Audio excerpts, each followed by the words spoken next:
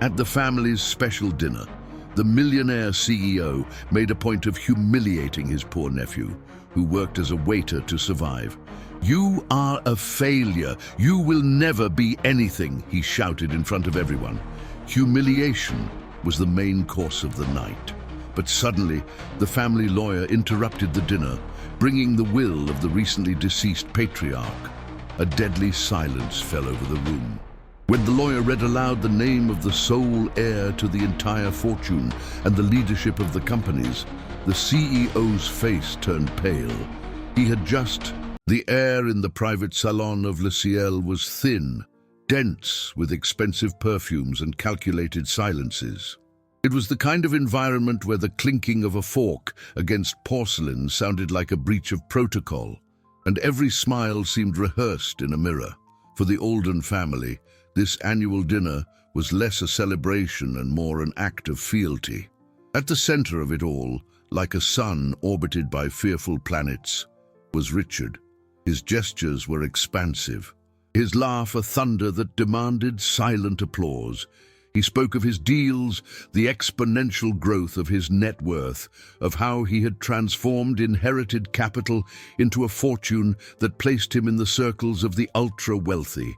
Money, for Richard, wasn't just a medium, it was a language.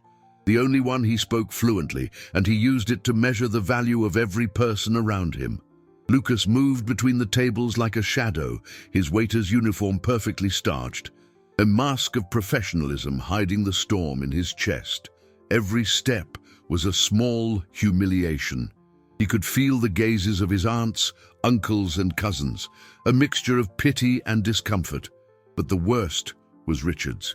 His uncle didn't look at him as a nephew, but as an object, a piece of his cruel stagecraft, carefully positioned to remind everyone of the hierarchy. Lucas served the bread, refilled the water, and tried to focus on anything other than Richard's voice, boasting about his latest stock market investments, the absurd profits his shares had generated. He thought about his own bills, the engineering school tuition that was piling up. The reason he was enduring this, a future that seemed increasingly distant from this oppressive reality. The family matriarch, his grandmother Helen, looked at her grandson with a veiled sadness, but said nothing. Her silence was an ancient barrier built from fear and dependence on her eldest son's wealth. The others, his cousins, whispered about their frivolous lives, about trips to Europe and luxury cars, oblivious or indifferent to the silent drama unfolding. To them, Lucas was just an inconvenient detail in the evening's landscape. He was the reminder of what they feared most, the possibility of failure in the merciless world Richard ruled. The young man felt the weight of every crystal glass he filled, the responsibility of not making a single mistake that might shatter the fragile peace of this theater. Then the moment came. With the heavy bottle of an exorbitantly expensive French wine in his hands, Lucas leaned in to serve Richard's glass. His uncle watched him with a mocking smile, like a hawk eyeing a mouse. The pressure was immense. His hand, tired after hours of work, trembled for a fraction of a second. It was enough. A single minuscule drop of red wine, dark as an omen, escaped the bottle's lip and landed, insolent, on the impeccably white linen tablecloth beside the glass. Time seemed to freeze. The murmuring ceased. All eyes turned to the small crimson stain, which seemed to spread like an open wound. Richard shot to his feet, his body rigid with fury. The solid mahogany chair toppled backward with a dull thud that echoed like a thunderclap in the mortal silence. His eyes, small and cruel, locked onto Lucas. "You're worthless," he shouted, his voice tearing through the atmosphere of luxury and formality. Richard's voice, amplified by the salon's impeccable acoustics, hit Lucas with the force of a physical blow. "Can't you even do the one thing you're good for? Look at you, waiting tables while I run an empire. You're a failure, and you'll never be anything more." Each word was a shard of glass thrown at his already fragile dignity. The blood drained from his face, leaving behind a paralyzing chill. The tray in his hands, once a simple tool of his trade, now felt like it weighed a ton. The cold metal trembling in sync with the collapse of his inner world. His eyes, wide with shock and humiliation, searched for a friendly face, but found only a desert.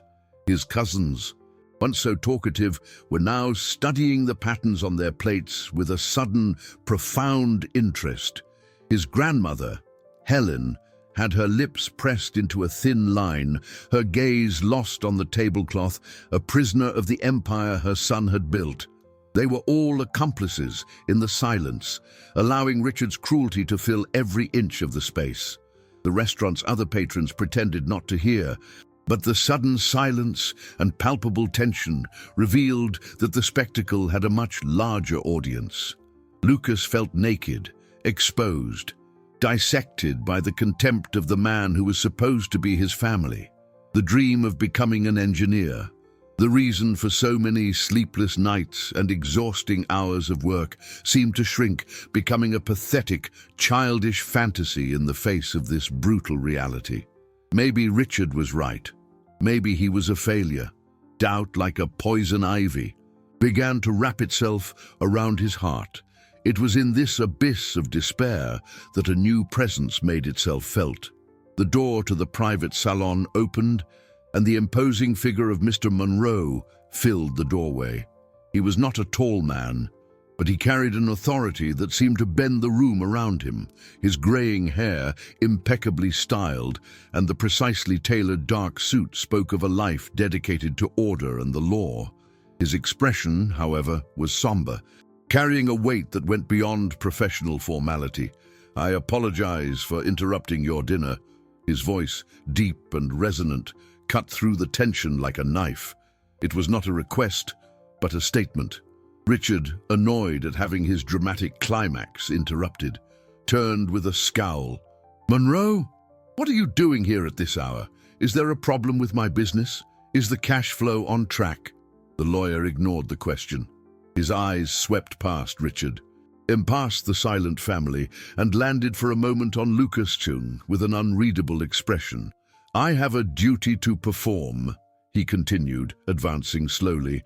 "As you all know, the patriarch of the family, Arthur Alden, passed away exactly 1 year ago, and he left very clear instructions that his final will and testament be read on this date, at this very dinner." Richard let out a dismissive laugh. "Oh, Monroe, what melodrama. We already know what it says. I'm the heir. I run everything. The company's net worth is mine by right. Just get the formality over with so we can finish our dinner." Mr. Monroe did not reply. With a deliberate movement, he opened his leather briefcase and removed a large envelope, sealed with red wax. The sound of the paper tearing was the only noise in the salon, a fragile sound that heralded an imminent fracture. He adjusted his glasses on the bridge of his nose and began to read, his voice firm and emotionless. "I, Arthur Alden, being of sound mind and body, do hereby record my final wish." Mr. Monroe's voice was a steel wire stretched across the absolute silence of the salon. Each word fell upon the Alden family with the weight of a sentence. Richard remained standing, arms crossed, an expression of arrogant impatience twisting his face.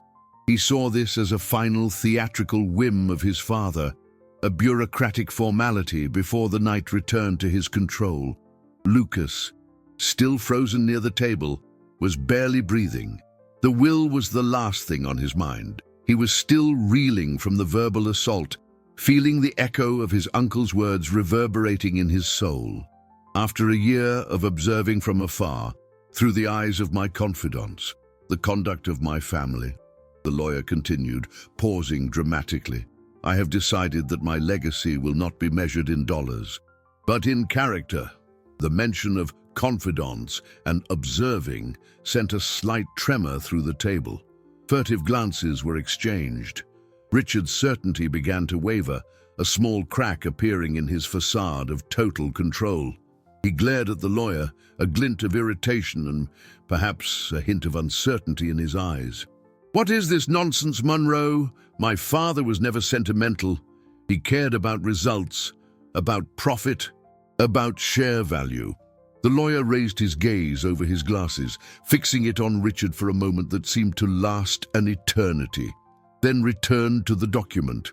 "Therefore," his voice took on a new gravity, "I hereby revoke all previous provisions. The entirety of my shares, the control of the Alden Group, and all my assets, every cent of my fortune, all my holdings in gold, dollars, and financial instruments shall be transferred to a single heir." A collective gasp went through the room. The revocation was an earthquake. Richard uncrossed his arms, his body tensing like a coiled spring. The presumption on his face was replaced by a mask of disbelief. He couldn't be the sole heir. It was inconceivable. Who else would his father leave the empire that he, Richard, had expanded? The lawyer paused again, allowing the weight of his words to settle. He looked around the table at each anxious and confused face before his eyes found the young waiter once more. The one person who, even under humiliation, has shown the strength, honor, and dignity that are the true foundation of our name. The silence that followed was so profound that Lucas could hear the ringing in his own ears. The words of the will seemed to float in the air, disconnected from reality. Humiliation, strength, honor. He didn't understand. He only felt the burn of shame on his face. What did it all mean? Mr. Munro took a deep breath, lifted his chin, and delivered the conclusion that would change everything. His eyes did not waver from Lucas, pinning him in place. "My sole and true heir," he said, his voice clear and irrevocable, "is my grandson, Lucas." For a moment, the universe stopped. The words made no sense. Lucas looked at the lawyer, then at his family, searching for some sign that this was a sick joke, a continuation of Richard's humiliation, but the expressions he found were of pure shock. Richard's face transformed. The red of rage gave way to a chalky white of sheer terror. His lips moved, but no sound came out. He hadn't just been disinherited, he had been publicly dethroned and humiliated by the nephew he had just branded a nothing. The failed waiter was now his boss, his judge, his owner. The fortune that gave him the power to humiliate had been transferred into the hands of the one he had humiliated most, and the dinner he had organized to celebrate his power had become the funeral for his arrogance. Slowly, as if waking from a trance, Richard turned to Lucas. His eyes, once full of contempt, now burned with a primal hatred, a fury that promised annihilation. The hatred in Richard's eyes was so tangible that Lucas felt a chill run down his spine. Shaking him from his paralysis, the reality of the situation began to crash down on him, not like a shower of blessings, but like an avalanche. Him, the heir. It was impossible, a mistake, a nightmare. "You!" Richard's voice came out as a low, venomous snarl. He took a step toward Lucas, his body trembling with a rage that seemed about to explode into physical violence. "What did you do? What kind of cheap trick did you pull to fool a senile old man? You manipulated him, poisoned his mind against me, his own family." The accusations were so absurd that Lucas couldn't form a response. He had barely seen his grandfather in recent years. Arthur had lived as a recluse, and Richard had always made sure to keep a distance between the patriarch and the rest of the family, especially the poor branch to which Lucas belonged. I didn't do anything," Lucas stammered, the tray still in his hands, now a useless shield. "I swear." "Liar!" Richard shouted, taking another step forward. "You, with your false humility, your little poor boy act, always scheming, always waiting in the shadows. You thought you'd get the inheritance and leave me with nothing." The restaurant manager, a short, nervous man named Monsieur Dubois, who had been watching from a distance, finally summoned the courage to intervene. "Mr. Alden, please. We are in a public establishment." "Shut up!" Richard snapped, not even glancing at him. "You don't know who you're talking to, or rather, who you were talking to." His attention swung back entirely to Lucas, contempt mixing with a desperate fury. "This isn't over. I will contest this ridiculous will. I'll prove your fraud. You won't see a single cent of this money." It was Mr. Monroe's calm, firm voice that once again imposed order. "I would advise you to measure your words, Richard."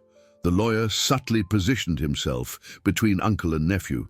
"The will is ironclad, signed and witnessed. Your father was of perfectly sound mind. He knew exactly what he was doing. Any attempt to contest it will be long, expensive, and I assure you, fruitless." The other family members began to stir in their seats, whispers spreading like wildfire. Loyalties, once solidly anchored to Richard's wealth, were now adrift. They looked at Lucas in a new way, no longer with pity, but with a mixture of awe, envy, and cold calculation. He was the new center of power. The one who once served the wine now controlled the entire vineyard. Richard's humiliation was complete. Disinherited, exposed, and impotent, he seemed to shrink before everyone. With one last look at Lucas, heavy with the promise of revenge, he turned, brutally shoved aside the chair blocking his path, and stormed out of the salon, leaving a trail of chaos and stunned silence in his wake. The tension slowly dissipated, replaced by a strange calm. No one knew what to say. Lucas felt dozens of eyes on him but couldn't meet any of them. His mind was a whirlwind. Mr. Monroe approached him gently. "Lucas, breathe. I know this is a shock." He gestured to Monsieur Dubois. "Please, find a place for the young man to sit and bring him a glass of water." Amid the confusion, the lawyer took a small keychain from his pocket and held it out to Lucas. A single brass key was on it. "This is for you. Your grandfather wanted you to stay there tonight. It's a safe place to think." He handed over a card with an address in the most prestigious neighborhood in the city. "Go home, Lucas. Your new home." The car service glided silently through the tree-lined streets of a neighborhood Lucas only knew from stories about celebrities and billionaires. Each mansion seemed larger and more imposing than the last. He clutched the brass key, its cold metal an anchor for his drifting mind. The word home echoed in his thoughts. His home was a small two-bedroom apartment he shared with his mother, where the neighbors' noise was a constant soundtrack, and the hallway always smelled faintly of old takeout. The address on the card led him to an elegant but discreet building with a stone facade and large windows. It wasn't an ostentatious fortress, but a tasteful refuge. The night doorman, an older man in a crisp uniform, seemed to recognize the key in his hand and opened the door with a respectful nod, asking no questions. The apartment was the penthouse. As he turned the key in the lock and pushed the door open, Lucas was greeted not by the opulence he expected, but by a warm scent of old books, polished wood, and something vaguely familiar. Like the pipe tobacco his grandfather used to smoke years ago, the place was spacious yet cozy. Floor-to-ceiling bookshelves lined the walls. A grand piano sat in one corner, and comfortable furniture was arranged around a marble fireplace. On the coffee table, a single envelope with his name written in an elegant script awaited him. His heart quickened. It was his grandfather's handwriting. With trembling hands, he opened it. The letter was long, and Arthur's words seemed to speak directly to him, the old patriarch's voice echoing in the silence of the apartment. "My dear grandson," the letter began, "if you are reading this, it means my plan, my final gamble, has worked. Forgive me for the shock and the theatrical way this all unfolded, but it was necessary. I needed to see, without a shadow of a doubt, the true character of each person."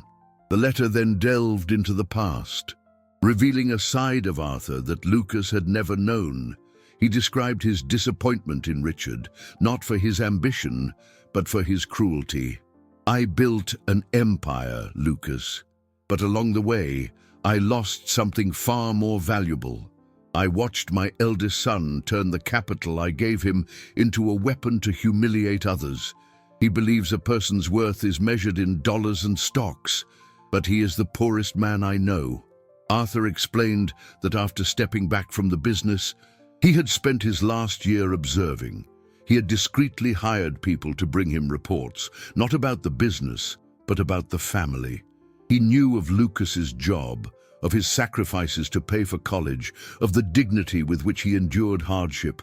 I saw in you, my boy, the strength I myself lost, the honor I traded for profit, the kindness my son never learned.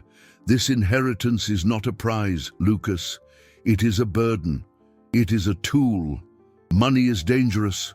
It can corrupt, or it can build. The choice of how to use this immense wealth is now yours.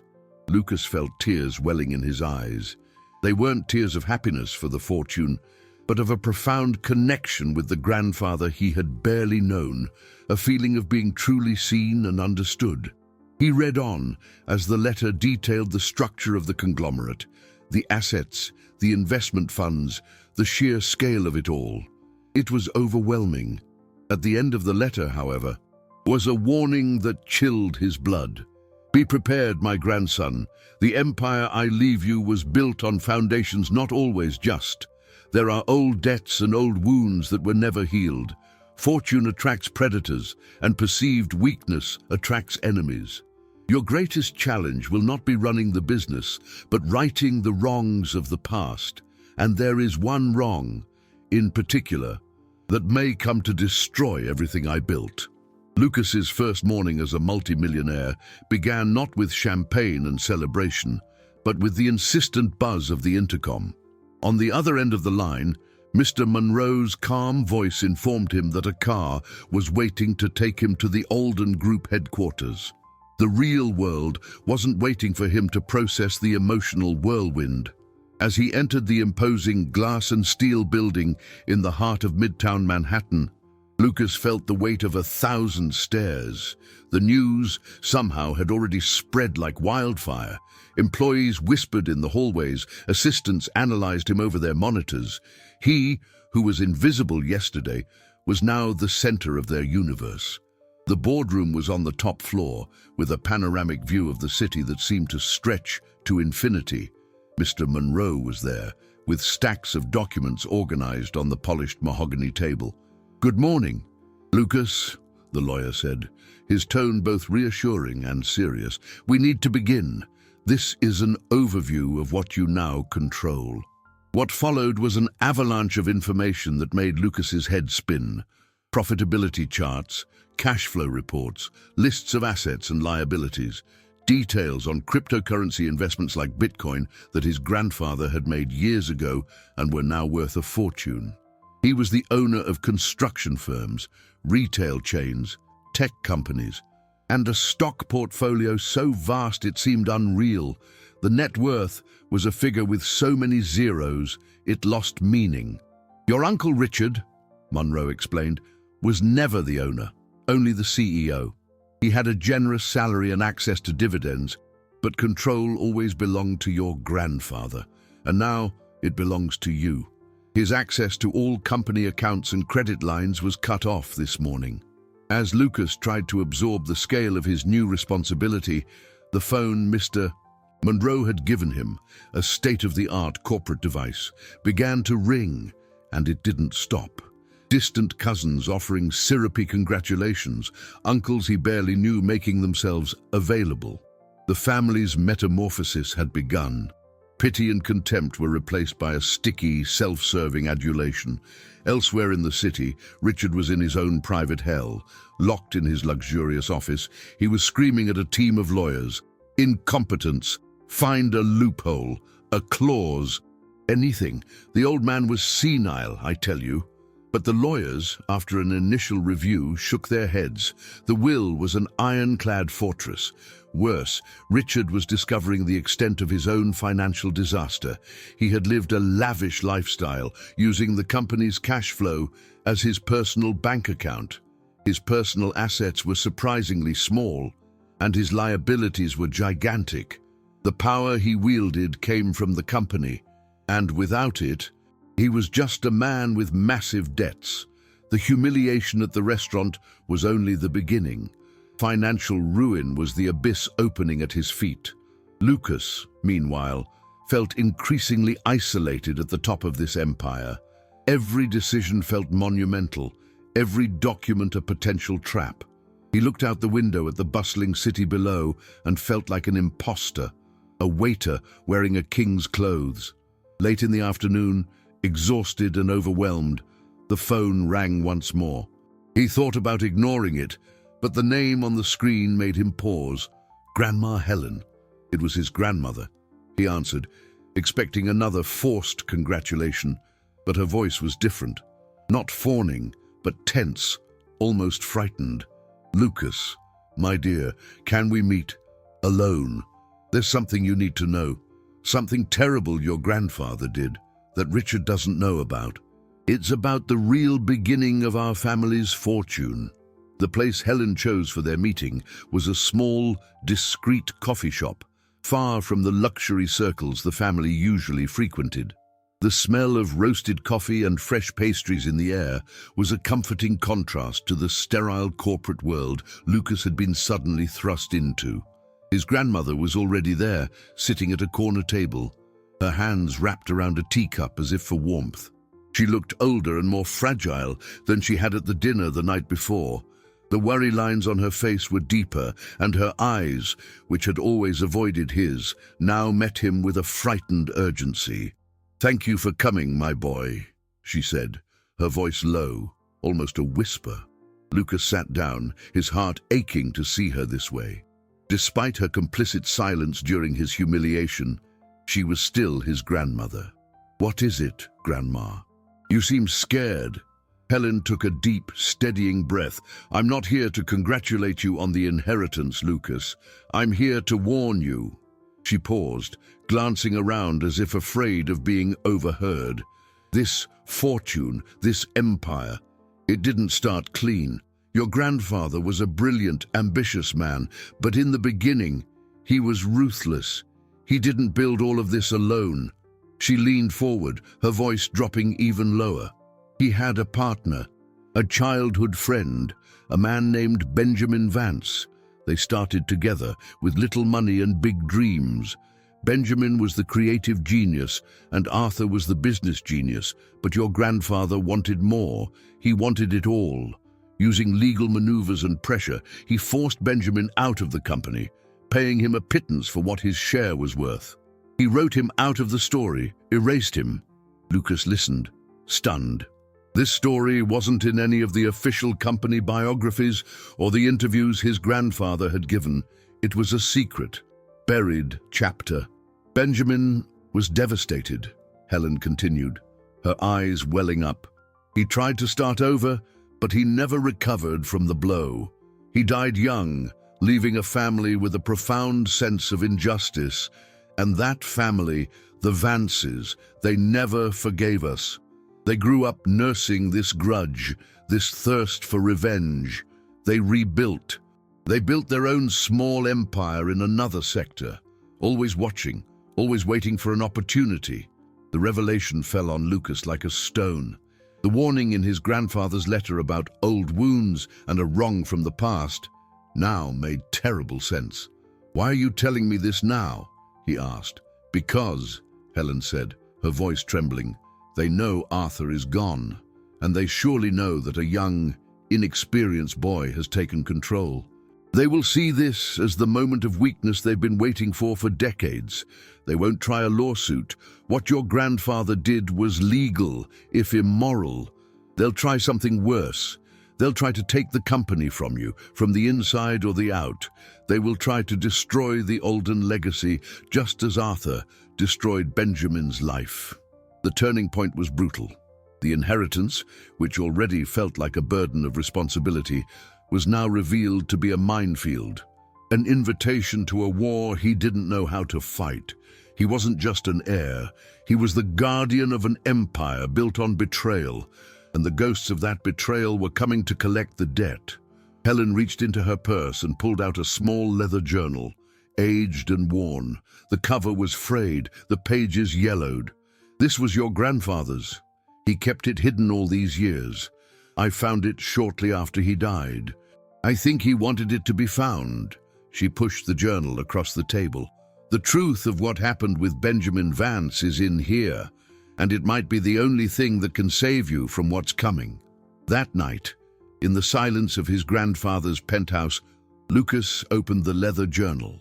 The pages crackled with age, and Arthur's handwriting, once firm and commanding, revealed a vulnerability Lucas would never have associated with the patriarch. The first entries were filled with optimism and dreams. He wrote of Benjamin Vance not as a rival, but as a brother. "Ben has a vision I will never possess." One entry read, "He sees the future. My job is merely to build the road to get us there." Together, they had turned a small seed capital into a promising business. Lucas could feel the energy and camaraderie in the words. But as he read on, the tone shifted. Arthur's ambition began to curdle into something darker. He wrote of the market, of the need to be ruthless to grow.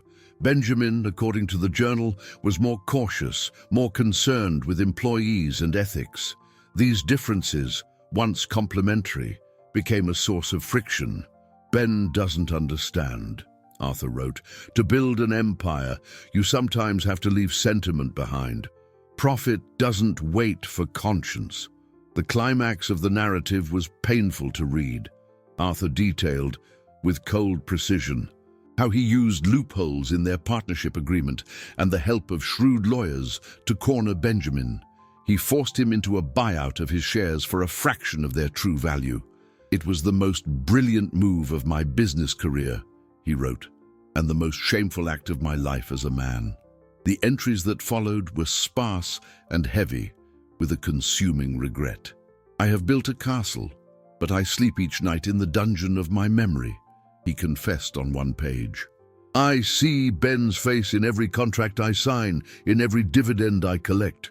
Meanwhile, in an office across town, Richard, desperate for allies and a way to reclaim his power, was doing his own digging. Cut off from the company, he used his last remaining contacts to find out what was happening behind the scenes. That's when he heard a name whispered in financial circles: Vance. He vaguely remembered stories his father told of an old partner, driven by desperation. He dug deeper and uncovered the same story Lucas was reading in the journal. But Richard's reaction was different. He saw not a tragedy, but an opportunity. The Vances hated the Aldens. He, now, also hated the new leader of the Aldens. "The enemy of my enemy is my friend." He saw a dangerous, but potentially profitable, alliance. He could offer inside information, company secrets, in exchange for a position of power when they took control from Lucas.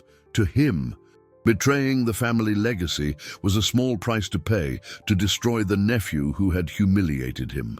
Back in the penthouse, Lucas reached one of the last entries in the journal. The handwriting was shaky, that of an old man confronting his demons. "I left for Ben a hidden treasure," Arthur wrote. "It is not something you can find on a balance sheet or in a bank account.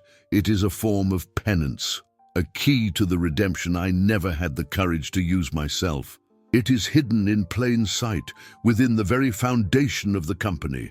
If one day someone of my blood has the honor I lacked, perhaps they can find it and right my greatest wrong." Lucas closed the journal, his mind racing. A hidden treasure, a penance. His grandfather's inheritance wasn't just an empire of business and wealth, it was a moral puzzle, a labyrinth of past mistakes that he now had to navigate. And he knew, with a terrifying certainty, that the Vances would not wait for him to find the way. They were coming. The Vance offensive came not like a thunderclap, but as a silent tremor in the capital markets.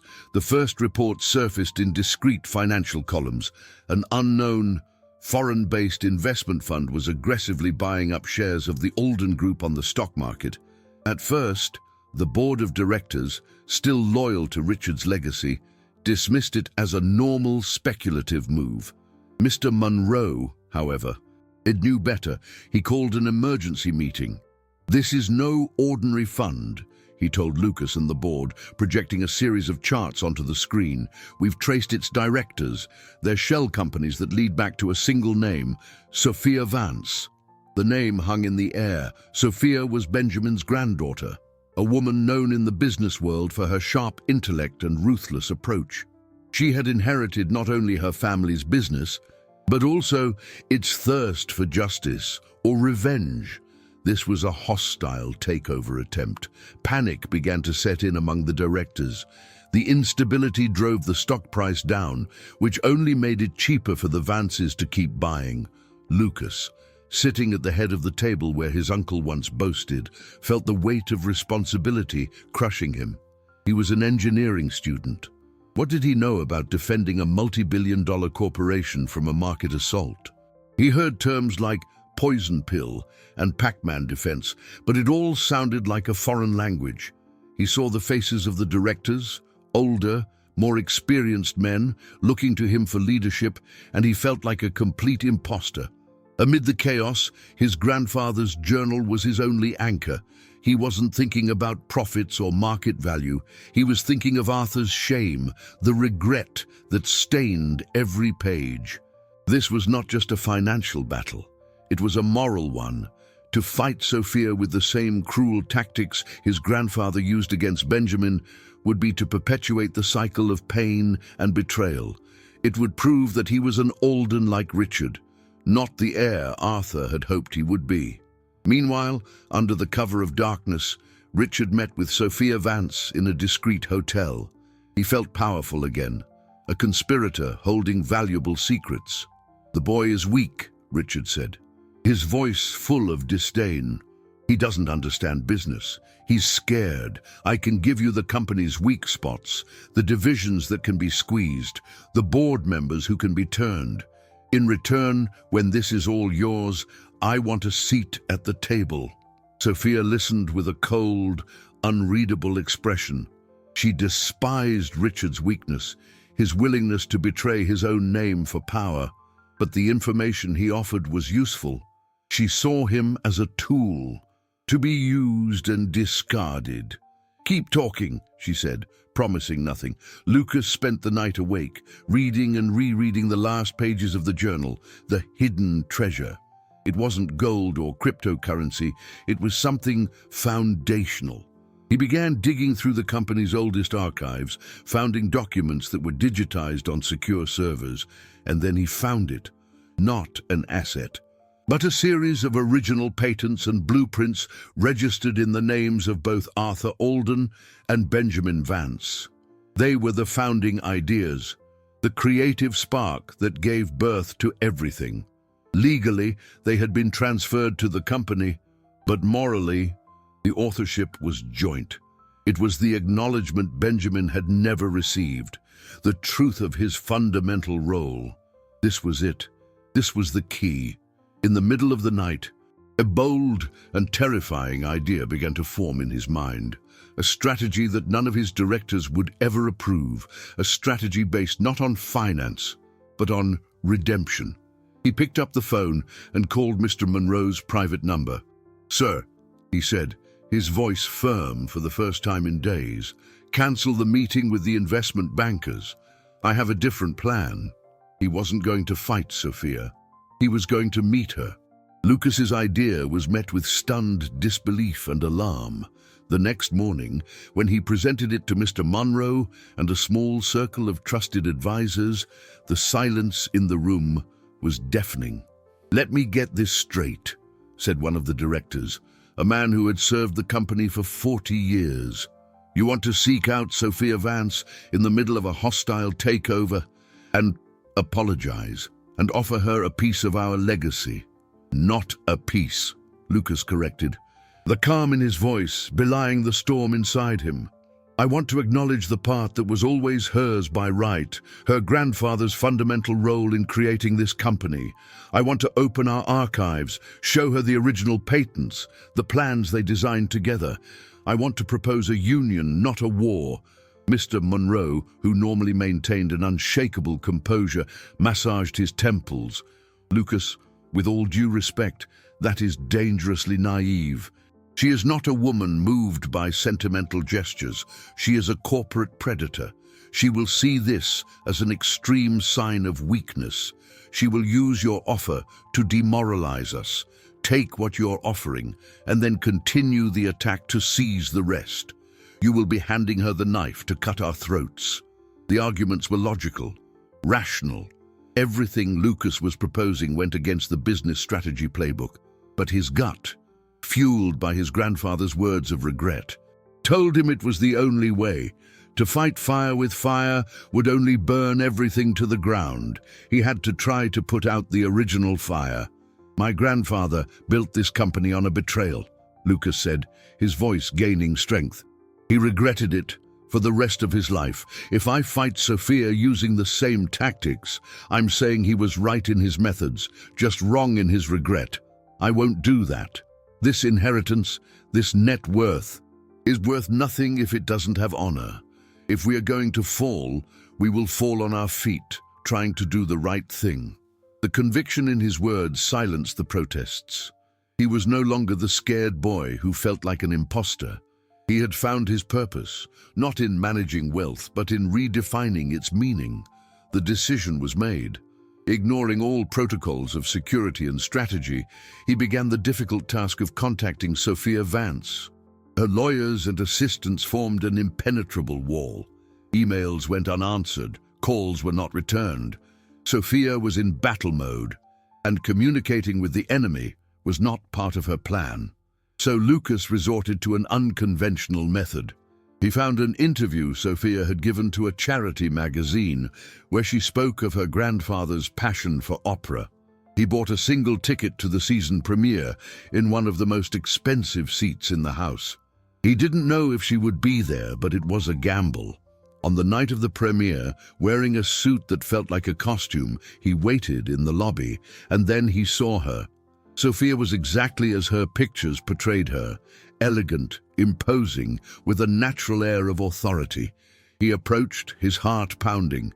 Her security guards moved to intercept him, but he held up a hand. "Ms. Vance," he said, his voice clear and steady. "My name is Lucas Alden. I'm not here as the CEO of the Alden Group. I'm here as Arthur Alden's grandson, and I believe we have a debt of over 50 years to discuss." Sophia stared at him, her sharp, grey eyes analyzing him. Surprise and curiosity warred with her suspicion. No CEO had ever done something so direct, so human. The audacity of the gesture intrigued her. "Where?" she asked, her voice like ice. "Anywhere you choose. A neutral location," he replied. She thought for a moment, a faint smile playing on her lips. "Tomorrow, noon, the old city observatory. No one goes there anymore. And come alone." The old observatory sat atop a hill, its weathered copper dome stark against the grey sky. It was a place of silence and perspective, high above the noise and fury of the business world. Lucas arrived alone, as instructed. He found Sophia Vance standing near an antique telescope, looking out at the city sprawled below. For a long moment, neither of them spoke. "My grandfather loved this place," Sophia said finally, without turning. "He said it reminded him how big the universe is, and how small our problems are. A lesson your grandfather made him forget." The hostility in her voice was a wall of ice. "I didn't come here to defend his actions," Lucas said, approaching slowly. "I came here to acknowledge them. I've read his journal. I know what he did to Benjamin." He opened his briefcase and took out not financial reports or merger proposals, but copies of the first patents and original business plans. He laid them on a nearby table. "These are the founding documents. Your grandfather's name is on every single one. He wasn't just a partner, he was the heart of the company, and my grandfather tore it out." Sophia turned, her eyes fixed on the documents. She walked over and touched the paper, tracing her grandfather's signature with her fingertip. An emotion she had kept locked away her entire life seemed to flicker across her face. This changes nothing," she said, her voice slightly less steady. A sentimental gesture doesn't erase decades of injustice. My family struggled. My father worked himself to death to build us back up from nothing. I know, Lucas said, with a sincerity that disarmed her, and that's why I'm not offering a gesture. I'm offering restitution. I don't want to fight you for control of the company. I want to invite you to join me in leading it. I want to change the conglomerate's name to the Alden Vance Group. I want the world to know the truth. I want Benjamin's legacy restored, not as a favor, but as a right. Sophia was silent, stunned. It was a proposal so radical, so outside any business logic, that she didn't know how to react. Her entire life had been driven by the goal of tearing down the Alden Empire. She had never considered the possibility of rebuilding it on a new foundation of truth. She saw in Lucas not an enemy to be conquered, but something she hadn't encountered in the corporate world for a very long time: integrity. His offer wasn't about splitting the profits. It was about sharing the honor. It was at this precise moment of vulnerability and possibility that the observatory door burst open. Richard stormed in, his face red with fury and panic. He had followed them. "Don't listen to this kid," he yelled, pointing a trembling finger at Lucas. "He's trying to trick you. It's a ploy." He turned to Sophia, desperation plastered on his face. "We had a deal. I gave you the intel. He's weak. We can crush him together." Richard's appearance shattered the spell.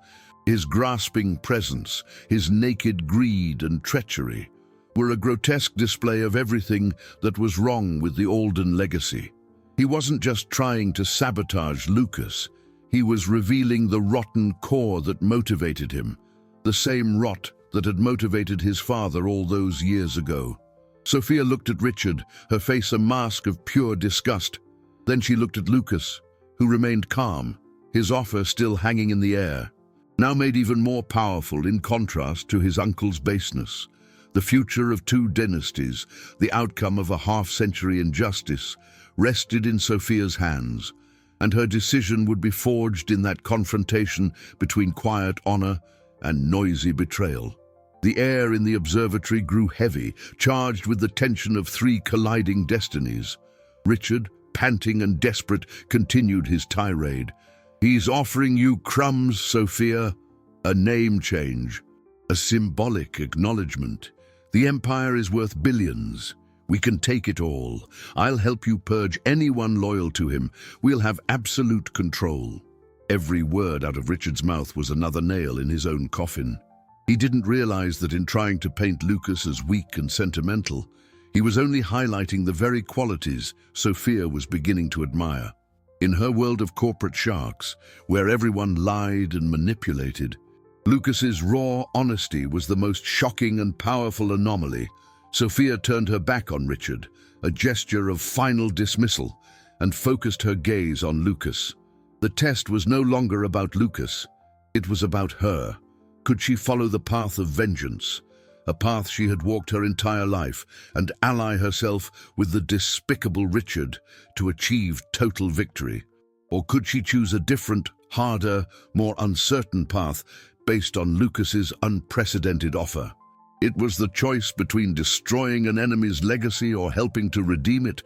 "Your proposal," Sophia began, her voice measured, "is an immense risk. The market will see it as weakness. Our competitors will devour us. Or they'll see it as strength," Lucas answered calmly. "They'll see two families that were mortal enemies uniting to right a historic wrong. They'll see that our foundation isn't just capital, but character. That's something they can't buy on the stock market." The argument hit its mark. Sophia had always prided herself on being a long-term strategist. Vengeance was satisfying in the short run, but creating a new kind of legacy, one that cleared her family's name and placed it in a position of moral strength, was a far greater prize. Richard's final humiliation came when he tried to grab Sophia's arm, pleading, "Sophia, don't do this. Think of the power." She pulled away from him in revulsion. "Power," she said. her voice cutting. "You confuse greed with power, Richard. You're a man who would sell his own name for a seat at the head of the table. You have nothing I want." The moment of truth had arrived. The silence stretched on, filled only by Richard's heavy breathing. Lucas waited, not pushing, leaving the decision entirely to her. He had done his part. He had offered peace. The rest was no longer in his hands. Sophia walked to the large window, looking out at the city once more. She thought of her grandfather, Benjamin, a brilliant man who had died of a broken heart, dreaming not of wealth but of recognition for his work. She thought of her father, who had taught her to be strong and never forget the injustice they had suffered, and she thought of herself and the kind of leader she wanted to be. She turned. The look on her face was no longer that of a warrior but of a builder. The decision was made. She took out her phone, completely ignoring the presence of Richard, who now seemed like a pathetic ghost in the room. She dialed a number. "It's Sophia," she said into the phone. The pause was brief, but it felt like an eternity. "Cancel the stock purchase order, all of it, and prepare a press release. I have an announcement to make about a new partnership." Sophia's order was an earthquake that shook the foundations of the financial world and demolished what was left of Richard's universe. He stood there, aghast, the sound of her voice on the phone sealing his fate. The alliance he had seen as his salvation had become his final condemnation, exposed, humiliated, and utterly alone. He didn't say another word. He just turned and walked out of the observatory. A man who had lost not just a fortune, but himself. The aftermath was swift and decisive. Lawyers were summoned, but this time they worked not as adversaries, but as collaborators. The conglomerate was restructured. In a quiet but historic ceremony, the new plaque was unveiled in front of the headquarters, Alden Vance Group. The news shocked the market, but the story behind it, of redemption and reconciliation, turned what could have been instability into a narrative of strength and integrity, and the stock, after a brief dip, soared to new heights. Lucas and Sophia formed an unlikely but effective leadership partnership. He brought the moral vision, a commitment to ethics and employee well-being that echoed the beliefs of Benjamin Vance. Sophia brought her strategic acumen and deep business experience, qualities reminiscent of the best of Arthur Alden. Together, they were stronger than either of them could have been alone. Lucas kept his word in every respect. He ensured his grandmother and the other family members had a comfortable and secure income from a separate trust fund. They would have financial security for the rest of their lives, but were completely removed from any position of power or influence in the business, breaking the cycle of dependency and toxicity Richard had fostered. With a significant portion of his personal inheritance, Lucas established the Arthur and Benjamin Education Foundation. The organization provided full scholarships for low-income youth who wanted to study engineering and other innovative fields. It was his way of ensuring that other young people like him had the chance to build their dreams without having to endure the humiliation he had faced. One afternoon, he visited his grandmother, Helen. They sat in her garden, the same garden where he had felt so out of place as a child. For the first time, she looked him in the eye without pity or fear. "Your grandfather. He would be so proud of you, Lucas," she said, her voice thick with emotion. "You didn't just save his empire, you saved his soul." Lucas's arc of suffering had come full circle, not with the acquisition of wealth, but with the discovery of his own worth and purpose. He had faced public humiliation, the weight of a crushing responsibility, and the threat of powerful enemies. But by choosing empathy over aggression and reconciliation over revenge, he had not only overcome the obstacles, but had also transformed a legacy of pain into a source of hope.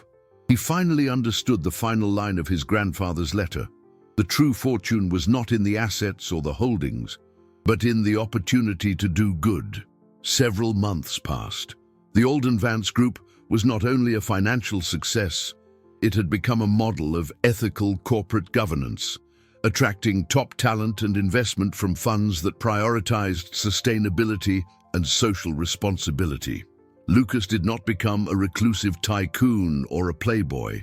He continued to live in his grandfather's penthouse, a place that to him represented not wealth, but a sanctuary for reflection and connection with the man whose legacy he had reshaped. He finished his engineering degree, attending classes whenever his schedule allowed, finding joy in the act of learning and creating, something money couldn't buy. His transformation was complete. The shy, humiliated waiter had become a respected leader, not by imposing his authority, but through his listening, his empathy, and his unwavering moral compass. He led not with Richard's arrogance, but with the quiet dignity he had always possessed, now amplified by confidence and purpose. The final scene unfolds on an autumn day, the afternoon sun turning the fallen leaves to gold. Lucas visits the quiet cemetery where his grandfather was buried. The marble headstone was simple, bearing only the name Arthur Alden and the dates. There was no mention of his empire, his fortune, his power. Lucas knelt and placed a single white gerbera daisy on the cool stone. He was silent for a long time, the gentle wind whispering through the trees. "I don't know if you can hear me," he said softly, not as if speaking to a ghost, but as if concluding a conversation started long ago. "It wasn't easy, and I know I didn't do everything the way you would have. But I read your journal. I tried to understand not just your business, but your heart. The regret you carried." He paused, looking toward the horizon. "The debt to Benjamin is paid. His name is next to yours, where it always should have been. Sophia is an incredible leader. Together, we're building something I hope honors you both. Something that's measured not just in profit, but in respect." He stood, brushing the dust from his knees. "I hope you've found the peace you were looking for. And I hope I've brought honor back to our name." As he turned to leave, he no longer felt the weight of the inheritance on his shoulders. He felt light. The journey had been arduous, filled with suffering and uncertainty, but it had led him to a place of clarity and inner peace. He had learned that true power lay not in controlling an empire or amassing a fortune in dollars, euros, or bitcoins. It lay in the ability to turn pain into healing, injustice into justice, and a legacy of arrogance into a lesson in humanity. He walked out of the cemetery not as a billionaire, but simply as Lucas, a man who had found his place in the world, not by inheriting a fortune, but by forging his own worth.